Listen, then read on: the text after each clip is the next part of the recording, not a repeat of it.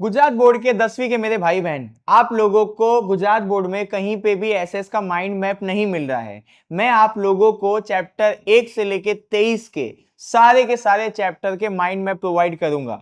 और ये जो भी मैंने माइंड मैप बनाया है, ये सब मैं आपको टेलीग्राम ग्रुप में डाल दूंगा। तो डिस्क्रिप्शन में लिंक होगा, वहां पे आप टेलीग्राम ग्रुप को ज्वाइन कर लेना। मैं आपको सारे माइंड मैप उस ग्रुप में प्रोवाइड कर दूंगा। आज हम लोग चैप्टर 16 का माइंड मैप बनाने जा रहे हैं। तो चैप्टर 16 का नाम है, यहाँ पे आप ध्यान से देखोगे तो आपको पता चलेगा कि economic liberalisation, privatisation and globalisation, ये चैप्टर का नाम है। और यहाँ पे मैंने लिखा है 1991। तो ये चैप्टर का जो नाम है, इसके अंदर पॉलिसीज लाई गई थी। तो कौन से ईयर में लाई गई थी? 1991 में। अभी आपको इतना ही जानना है। तो ये जो तीन पॉलिसी है, लिबरलाइजेशन की पॉलिसी, प्राइवेटाइजेशन की पॉलिसी एंड ग्लोबलाइजेशन की पॉलिसी, ये तीन पॉलिसी को हम लोग बोलते हैं इंडस्ट्रियल पॉलिसी। अब ये इंडस्ट्रियल पॉलिसी को लाने का रीजन क्या था, इसके बारे में ही अब हम अपने माइंड को इन्फॉर्म करेंगे।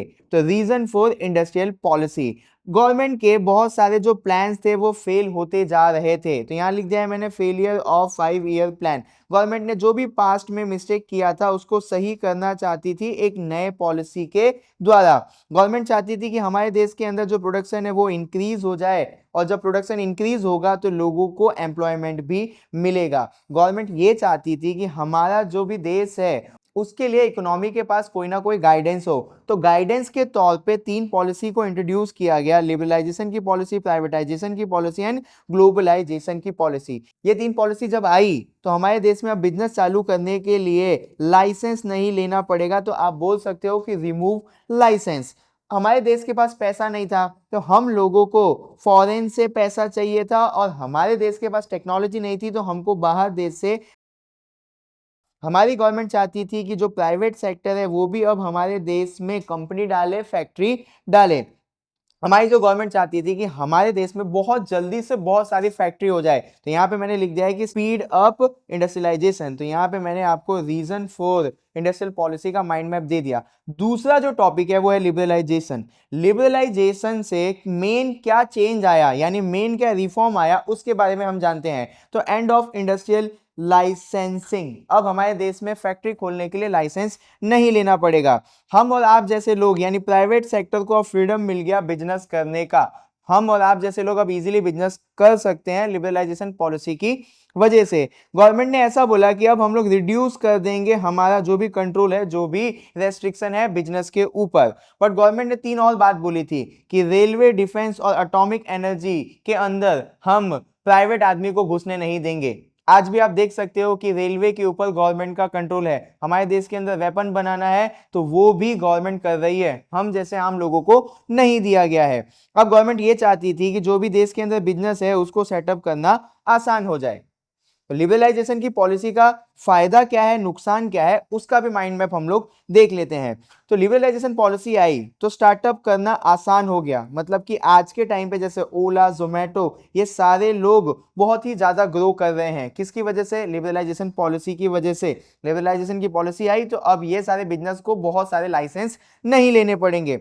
जो भी प्राइवेट कंपनी है वो बहुत ज्यादा एक्सपांड कर रही है। आप देख सकते हो कि हमारे देश में जियो कितना ज्यादा फैलता जा रहा है। इसका मेन कारण है लिबरलाइजेशन की पॉलिसी। अब जब लिबरलाइजेशन की पॉलिसी आई तो हमारे देश में बहुत सारा प्रोडक्शन होने लगा, जिसकी वजह से हम पूरी दुनिया के साथ बिजनेस या ट्रेड करने लगे। लिबरलाइजेशन की पॉलिसी आने के बाद बहुत सारे बाहर देश से लोग हमारे देश के अंदर इन्वेस्ट करने लगे। तो हम उसको बोल सकते हैं इंक्रीज फॉरेन इन्वेस्टमेंट। अब जब सारे लोग हमारे देश के अंदर इन्वेस्ट करेंगे तो क्या हमारे देश के अंदर अच्छे रोड, अच्छा हॉस्पिटल, अच्छे कॉलेज बनेंगे? तो आपका आंसर होगा हाँ भैया बनेंगे। तो हमारे देश का जो इंफ्रास्ट्रक्चर है वो भी क्या हो गया? बेटर हो गया। साथ साथ में हमारी इकोनॉमी भी अच्छी हो गई। तो ये लिबरलाइजेशन के फायदे हो गए। अब लिबरलाइजेशन से नुकसान क्या पहुंचा?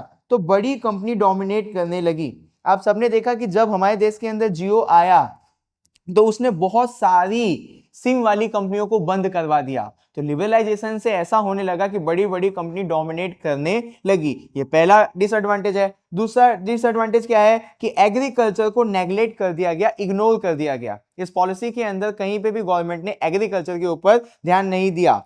रिच पुअर गैप वाइडन, अमीर और अमीर हो गया, गरीब और गरीब हो गया, क्योंकि लिबरलाइजेशन की पॉलिसी अमीरों को ही सपोर्ट कर रही थी। अनइक्वल डेवलपमेंट, डेवलपमेंट जो देश का हो रहा था अनइक्वल हो रहा था, शहर काफी आगे बढ़ते जा रहे थे और जो हमारे देश के गांव हैं वो डेवलप नहीं कर पा रहे थे। तो हम बोल सकते हैं कि अनइक्वल डेवलपमेंट हो रहा है लिबरलाइजेशन पॉलिसी की वजह से। अब जितनी फैक्ट्री डलेगी तो क्या उससे क्रिएट होगा, पॉल्यूशन क्रिएट होगा। अब बाहर देश से हम पैसा उठा रहे हैं तो सारे जो पैसे हम लेके आ रहे हैं उसमें से कुछ पैसा जो है वो है लोन, तो हमारे देश के ऊपर बाहर देश का जो लोन है वो भी बढ़ता जा रहा है। ये भी एक घाटा हुआ लिबरलाइजेशन की पॉलिसी की वजह से। तो लिबरलाइजेशन के टॉपिक को यहाँ पे मैंने काफी प्यार से समेट दिया। अब आगे हम लोग पढ़ते हैं प्राइवेटाइजेशन की पॉलिसी को। तो यहाँ पे हम लोग प्राइवेटाइजेशन की मीनिंग को शांति से फटाक से समझ लेते हैं। Transfer of government enterprise to private ownership, government की कंपनी का ओनरशिप हमने ट्रांसफर कर दिया प्राइवेट इंसान को। एक छोटा सा एग्जांपल देता हूं कि रेलवे जो है वो गवर्नमेंट का है, तो रेलवे वालों ने यानी गवर्नमेंट ने ऐसा बोला कि अब रेलवे को अंबानी फैमिली चलाएगी। कौन चलाएगी? अंबानी फैमिली। तो इसी प्रोसेस को हम लोग बोलते हैं प्राइवेटाइजेशन, कि जो भी ओनरशिप है वो प्राइवेट आदमी को दे दो, अब प्राइवेट आदमी हमारे धंधे को चलाएगा। तो इसका फायदा क्या हुआ? अब आप सबको पता है कि जब कोई भी प्राइवेट बिजनेस करेगा तो वो धंधे को अच्छे से चलाएगा, यानी एफिशिएंट तरीके से कंपनी चलाएगा। मैं आपको छोटा सा एग्जांपल दे देता हूं। हम लोग गवर्नमेंट स्कूल में पढ़े हैं और हम लोग प्राइवेट स्कूल में पढ़े हैं, तो हम लोग कहां पे एफिशिएंट तरीके से पढ़ पाएंगे? तो प्राइवेट स्कूल में। तो पहला फायदा क्या हुआ कि जो भी कंपनीज थी वो एफिशिएंट तरीके से, अच्छे तरीके से चलने लगी। अब जब कंपनी अच्छे से चलेगी तो वो ज्यादा प्रोडक्शन करेगी और ज्यादा जॉब क्रिएट करेगी। अब जब ये कंपनी अच्छे से चलने लगेगी तो गवर्नमेंट जो है वो लॉस से भी बच जाएगी। क्यों गवर्नमेंट को लॉस नहीं हो रहा है? क्योंकि प्राइवेट कंपनी जो है वो बेटर सर्विस दे रही है। तो यहाँ पे एडवांटेज खत्म कर दिया मैंने। अब डिसएडवांटेज पे आ जाओ, तो मोनोपोली एंड हाई प्राइस। अगर आप प्राइवेट इंसान को पूरी छूट दे दोगे ना तो वो सारी कंपनियां बंद करवा देगा, सिर्फ अकेला अपना बिजनेस करेगा और अपना जो बिजनेस करेगा उस पे वो मनचाहा दाम चार्ज करेगा। एग्जांपल दे दूं, पहले जब नया नया जियो आया था तो उसके प्लान सबसे सस्ते होते थे। आज के टाइम पे जियो की वजह से बहुत सारी सिम की कंपनी बंद हो गई। अब जियो देखो क्या कर रहा है, जियो अपने प्लान के प्राइस बढ़ा रहा है।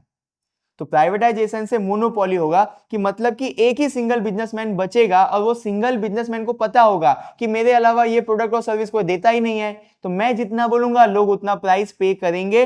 तो ये पहला घाटा हो गया प्राइवेटाइजेशन की वजह से। आगे देखते हैं, स्मॉल इंडस्ट्रीज सफर। बड़े बड़े प्लेयर आएंगे प्राइवेटाइजेशन में, जैसे अडानी अंबानी, इनके पास बहुत पैसा है तो ये छोटे छोटे बिजनेस को बर्बाद कर देंगे। अभी मैं आपको एक एग्जांपल देता हूं, कुछ समय में रिलायंस इंडस्ट्री 15 रुपए का पानी का बॉटल बेचेगी। तो रिलायंस कितनी बड़ी कंपनी है, तो वो 15 रुपए में पानी का बॉटल बेच के प्रॉफिट कमा लेगी, बट जो छोटे छोटे पानी की बॉटल बेचने वाले बिजनेसमैन है वो बर्बाद हो जाएंगे। तो small industry suffer. Rural area ignore. कोई भी प्राइवेट आदमी जाके गांव के अंदर फैक्ट्री नहीं लगाएगा, तो गांव का जो भी डेवलपमेंट है वो क्या हो गया, इग्नोर हो गया। तो rural area ignored. Profit over welfare. अच्छा, आप अपने मन से ही बताओ कि आप बिजनेस क्यों करोगे? प्रॉफिट के लिए भैया। मैं बिजनेस क्यों करूंगा? प्रॉफिट के लिए। तो प्राइवेट आदमी प्रॉफिट के लिए बिजनेस करेगा, ना कि समाज की वेलफेयर के लिए। और लेस जॉब सिक्योरिटी, इसका मैं आपको समझा देता हूं। एक गवर्नमेंट एम्प्लॉय को पता है कि उसको नहीं निकाला जाएगा, बट जब वही गवर्नमेंट कंपनी को एक प्राइवेट इंसान चलाएगा और देखेगा वो कि एम्प्लॉय अच्छे से काम नहीं कर रहा है, तो उसकी परफॉर्मेंस के बेस पे कि ये गंदा काम कर रहा है इसको निकाल दो, तो जॉब सिक्योरिटी भी नहीं बचेगी प्राइवेटाइजेशन की वजह से। ये भी एक घाटा हो गया। तो यहाँ पे मैंने आपको प्राइवेटाइजेशन की अच्छाई बुराई और प्राइवेटाइजेशन क्या है वो भी समझा दिया। अब जो चौथा टॉपिक है वो है ग्लोबलाइजेशन। इसकी मीनिंग को पहले समझ लेते हैं। तो यहाँ पे मैंने साइड में लिख दिया है meaning, connecting India's economic with world. India की इकोनॉमी को पूरी दुनिया की इकोनॉमी के साथ मिला देने के प्रोसेस को हम लोग बोलते हैं ग्लोबलाइजेशन। मतलब कि इंडिया अब पूरे दुनिया के साथ बिजनेस करेगा। अब इसका फायदा क्या है? तो नो ट्रेड बैरियर, कोई भी ट्रेड के अंदर बैरियर नहीं है, मतलब कोई भी रुकावट नहीं है। इंडिया अब चाइना के साथ भी बिजनेस करेगा, अमेरिका के साथ भी बिजनेस करेगा, रशिया के साथ भी बिजनेस करेगा। तो ये फायदा हमको किससे हुआ? ग्लोबलाइजेशन की पॉलिसी से हुआ। Access of foreign goods, globalisation की पॉलिसी आई ना तभी हमारे देश में आईफोन मिलने लगा। ग्लोबलाइजेशन की पॉलिसी आई ना तभी चाइना हमारे देश में इतने सारे प्रोडक्ट बेच रहा है। तो ग्लोबलाइजेशन की पॉलिसी की वजह से सारे फॉरेन गुड को हमारे देश के अंदर एक्सेस यानी एंट्री मिल गया। टेक्नोलॉजी एंड लेबर एक्सचेंज, अब हम लोग अमेरिका में जाके काम कर सकते हैं, अमेरिका वाले हमारे देश में आके भी काम कर सकते हैं। तो ये हो गया लेबर एक्सचेंज। और चाइना की सारी टेक्नोलॉजी हम लेके आ रहे हैं हमारे देश के अंदर प्रोडक्ट को बनाने के लिए। हम लोग अमेरिका से बहुत सारे मशीन खरीद रहे हैं। तो ग्लोबलाइजेशन की वजह से टेक्नोलॉजी और लेबर का एक्सचेंज है वो काफी आसान हो गया। Better quality and low price, अगर ग्लोबलाइजेशन की पॉलिसी नहीं आई होती ना तो आज हमारे देश में हमको इतने अच्छे फोन इतने सस्ते दाम पे नहीं मिल पाते। हमारे आसपास जो भी इलेक्ट्रॉनिक सामान है वो चाइना से इतने सस्ते दाम पे नहीं मिल पाते हमको। तो हमारे आसपास जितने भी अच्छे सामान मिल पा रहे हैं हमको सस्ते दाम पे, वो ग्लोबलाइजेशन पॉलिसी की वजह से मिल रहे हैं। बूस्ट इकोनॉमी एंड जॉब, जब इतने सारा काम अच्छा होगा तो हमारे देश की इकोनॉमी है वो ऊपर जाएगी और हमारे देश के लोगों को काम मिलेगा। तो यहाँ पे एडवांटेज खत्म हो गया ग्लोबलाइजेशन का। अब बुराई देख लेते हैं। तो डिसएडवांटेज क्या है? Unequal benefit. अब इसके अंदर जिसके पास फैक्ट्री है उसको फायदा मिलेगा, है ना, तो जिसके पास फैक्ट्री नहीं है उसको फायदा नहीं मिलेगा। फैक्ट्री कहां पे डलेगी? शहर के अंदर। कौन पीछे रह जाएगा? गांव वाले। तो फैक्ट्री वाले शहर वाले अमीर हो जाएंगे, गांव वाले लोग गरीब रह जाएंगे। तो अनइक्वल बेनिफिट्स मिल रहा है। पोवर्टी एंड अनएम्प्लॉयमेंट, अब आपके दिमाग में आना चाहिए कि भैया देश तो आगे बढ़ रहा है तो पोवर्टी एंड अनएम्प्लॉयमेंट कैसे हो गया? तो देखो, ग्लोबलाइजेशन की पॉलिसी की वजह से बड़ी बड़ी कंपनी दूसरे देश में जाके अपना सामान बेचेगी या तो फैक्ट्री लगाएगी। मान लो सैमसंग हमारे देश में आके फैक्ट्री लगाई, किसकी वजह से लगाई? ग्लोबलाइजेशन पॉलिसी की वजह से। तो सैमसंग के पास रोबोट होंगे, मशीन होंगे, तो वो लोग इंसान से काम नहीं करवाएंगे। किससे काम करवाएंगे? रोबोट से और मशीन से। तो इंसान अनएम्प्लॉयड रह जाएगा और जब उसके पास काम ही नहीं है तो उसके पास पैसा नहीं होगा तो वो गरीब होता जाएगा। अब जो भी स्मॉल इंडस्ट्री है वो बंद हो जाएगी। पहले जब हम लोग छोटे थे तो माइक्रोमैक्स और कार्बन के फोन आते थे, बट ग्लोबलाइजेशन पॉलिसी की वजह से हमारे देश में चाइना से भी फोन आने लगा, हमारे देश में सैमसंग का भी फोन आने लगा, आईफोन भी एंटर कर गया, तो माइक्रोमैक्स और कार्बन बंद हो गए। तो ग्लोबलाइजेशन की वजह से छोटे मोटे बिजनेसमैन को काफी दिक्कत आती है। तो मैं आपको इसका एक छोटा सा हम लोगों का एग्जांपल दे देता हूं, हम लोग जिससे रिलेट कर पाए। तो आजकल हम लोगों को अगर भूख लगती है तो हम लोग पिज्जा बर्गर खाते हैं, है ना। तो पिज्जा बर्गर के लिए डोमिनोज है, केएफसी है, ये सारे हैं, मैकडोनल्ड्स है, ये सारे आपको आउटलेट्स देखने को मिल जाएंगे। तो इससे नुकसान हुआ ना पानी पूरी समोसे वाले अंकल आंटी को। तो जब भी बड़ा बिजनेसमैन आया ग्लोबलाइजेशन की वजह से तो छोटे बिजनेसमैन को बहुत दिक्कत आई, उनके बिजनेस बंद हो गए। अब यहाँ पे देखो, इनकम इनइक्वालिटी, जब छोटे मोटे बिजनेसमैन के धंधे बंद हो जाएंगे तो उनके पास तो पैसा बचेगा ही नहीं। पैसा किसके पास आएगा? केएफसी मैकडोनल्ड्स वालों के पास। तो केएफसी और मैकडोनल्ड्स वाले और अमीर होते जाएंगे और वड़ा पाव और समोसा वाले लोग पैसे नहीं कमा पाएंगे। तो क्या हो गया? इनकम इनइक्वालिटी हो गया। अब लास्ट वाला है ट्रेड इम्बैलेंस। ये समझा देता हूं। हम लोग बहुत कम सामान बाहर देश में बेचते हैं यानी एक्सपोर्ट करते हैं, हम लोग बहुत सारी चीजें हमारे देश में इंपोर्ट करते हैं मतलब खरीदते हैं। आप सबको भी पता है कि हम लोग बाहर देश से सारी मशीन खरीदते हैं, बट बाहर देश वालों को इतना कुछ भी मशीन बेच नहीं पाते हैं। तो हम लोग बेचते कम है यानी एक्सपोर्ट कम करते हैं, खरीदते ज्यादा है यानी इंपोर्ट ज्यादा करते हैं। तो इसी सिचुएशन को हम लोग बोलते हैं कि हमारे देश का जो ट्रेड है वो इम्बैलेंस है। तो यहाँ पे हमने ग्लोबलाइजेशन की भी अच्छाई बुराई देख ली। अब ये जो पांचवा टॉपिक है WTO, इसका फुल फॉर्म क्या है? World trade organisation. तो वर्ल्ड ट्रेड ऑर्गेनाइजेशन स्टार्ट कब किया गया था? तो 1995 में। इसका हेडक्वार्टर कहाँ पे है? तो जिनेवा में इसका हेडक्वार्टर है। इसका ऑब्जेक्टिव क्या था, मतलब इसको बनाया क्यों गया था? ताकि पूरी जो भी कंट्री है वो एक दूसरे के साथ अच्छे से बिजनेस कर सके। तो fair trade for all country, जो भी बैरियर्स जो भी रेस्ट्रिक्शन आ रहे थे उनको रिमूव करने का काम करेगा WTO। कोई भी देश एक दूसरे के साथ बिजनेस नहीं कर पा रहा है, कोई भी बैरियर आ रहा है तो उसको हटाने का काम, रिमूव करने का काम करेगा WTO। किसी भी देश को एक्सपोर्ट करना है उसमें भी मदद करेगा WTO। किसी भी देश की लोकल इंडस्ट्री को, जैसे मैंने आपको एग्जांपल दिया था कि वड़ा पाव और समोसा वाले अंकल आंटी को उनके बिजनेस को बचाना है तो उसके लिए भी WTO उनकी क्या करेगा? मदद करेगा, उनको प्रोटेक्ट करेगा। किसी भी देश के अंदर झगड़ा हो जाता है ट्रेड रिलेटेड तो उस झगड़े को सॉल्व करके देगा। जैसे इंडिया और पाकिस्तान के अंदर ट्रेड का कोई झगड़ा आ जाएगा तो WTO चाहेगा कि वो ट्रेड का झगड़ा खत्म करवा दे। और सपोर्ट पुअर नेशन, जो भी गरीब कंट्री है उनको भी बिजनेस करने में मदद करता है कौन? WTO। तो ये मकसद था WTO का। अब WTO के आ जाने से इंडिया के ऊपर क्या इंपैक्ट आया? तो पहला इंपैक्ट ये आया कि हम लोग बहुत सारी चीजों का एक्सपोर्ट करने लगे। जब हम लोग बहुत सारी चीजों को विदेश में बेचने लगे तो हमारे पास पैसा आया, तो हमने उस पैसे से क्या किया? इंफ्रास्ट्रक्चर इंप्रूव किया। इंफ्रास्ट्रक्चर इंप्रूव करने का मतलब क्या है? कि हमने रोड बनाया, हमने ब्रिज बनाया, हमने हॉस्पिटल बनाया, हमने एजुकेशन के लिए स्कूल कॉलेज बनवाया।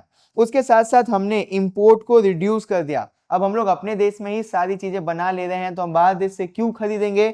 अब हमारे देश का इंपोर्ट भी रिड्यूस हो गया। किसके वजह से? WTO के आने की वजह से। अब यहाँ पे छठा जो टॉपिक है वो है सस्टेनेबल डेवलपमेंट ऑफ एनवायरमेंट। मैं इसको बहुत ही प्यार से समझा देता हूँ।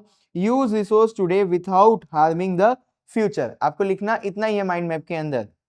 मान लो कि मेरे पास पेट्रोल है और आप सबको पता है कि पेट्रोल खत्म हो जाएगा, तो मैं पेट्रोल का आज इस तरीके से इस्तेमाल करूं कि मेरा जो बच्चा आएगा आने वाले फ्यूचर में उसके पास भी पेट्रोल बचा हो और वो पेट्रोल का इस्तेमाल कर सके। इसी कॉन्सेप्ट को हम लोग बोलते हैं सस्टेनेबल डेवलपमेंट। तो यूज रिसोर्स टुडे यानी आज इस तरीके से पेट्रोल का इस्तेमाल करो कि without harming the future, future वालों को भी वो मिल सके। अब ये चीज करने के लिए मतलब सस्टेनेबल डेवलपमेंट एनवायरनमेंट का करने के लिए क्या क्या एक्शन लिए गए? पहला, हम लोगों को सोलर और विंड एनर्जी का इस्तेमाल करना चाहिए जिससे एनवायरनमेंट बचा रहेगा। फिर हम लोगों को बहुत सारे पेड़ लगाने चाहिए जिससे एनवायरनमेंट लंबे समय तक अच्छे से चलता रहेगा। हम लोगों को मल्टीपर्पज प्रोजेक्ट चालू करने चाहिए। जो भी हम लोग मिनरल का इस्तेमाल कर रहे हैं तो उसका वेस्ट को हमको रिड्यूस करना चाहिए। और हमारे दुनिया में जो भी इंडस्ट्रियल पॉल्यूशन फैल रहा है उसको अच्छे तरीके से मैनेज करना चाहिए। इस तरीके से इंडस्ट्रियल पॉल्यूशन को कंट्रोल करो जिससे एनवायरनमेंट खराब ना हो। तो ये आपका छठा टॉपिक हो गया। यहाँ पे एक टॉपिक छूट गया है कि प्रोटेक्शन एफर्ट, ये क्या है? तो ये टॉपिक ये है कि इंडस्ट्री की वजह से जो एनवायरनमेंट की क्वालिटी है वो डिग्रेड हो रही है ना? तो एनवायरनमेंट की क्वालिटी को खराब ना होने के लिए क्या क्या प्रोटेक्शन एफर्ट लिए गए हैं, यहाँ पे ये वाला ये टॉपिक है। तो दुनिया में पहली बार कॉन्फ्रेंस हुआ था स्टॉकहोम में। कहां पे हुआ था? स्टॉकहोम में। कब? 1972 में। यहां पे बात की गई थी कि अब हम लोगों को इंडस्ट्रियल पॉल्यूशन को कम करना होगा, नहीं तो एनवायरनमेंट बहुत बर्बाद हो जाएगा। तो पहली बार कब बात हुई थी? 1972 में। कहां पे? स्टॉक होम के अंदर। इन चीजों के अंदर इंडिया ने क्या स्टेप लिया? तो उन्होंने पॉल्यूशन बोर्ड बनाया जो सारे पॉल्यूशन वाली एक्टिविटीज को कंट्रोल करेंगे। इंडिया ने क्या बोला 1981 में कि हम एयर पॉल्यूशन एक्ट रिलीज कर रहे हैं। अब कोई भी इंडस्ट्री बहुत ज्यादा जहरीला और गंदा गैस ऐसे ही नहीं एनवायरनमेंट में उड़ा देगी। आप लोगों को उस गैस को, उस जहरीले गैस को प्योर करना होगा, फिर ही आप उसको एनवायरनमेंट में रिलीज करोगे। 5 जून को हम लोग बनाते हैं वर्ल्ड एनवायरनमेंट डे। तो यहां पे मैंने आपको 16 चैप्टर का माइंड मैप करवा दिया। अब मैं आगे आपको मिलूंगा 17 चैप्टर के माइंड मैप के साथ।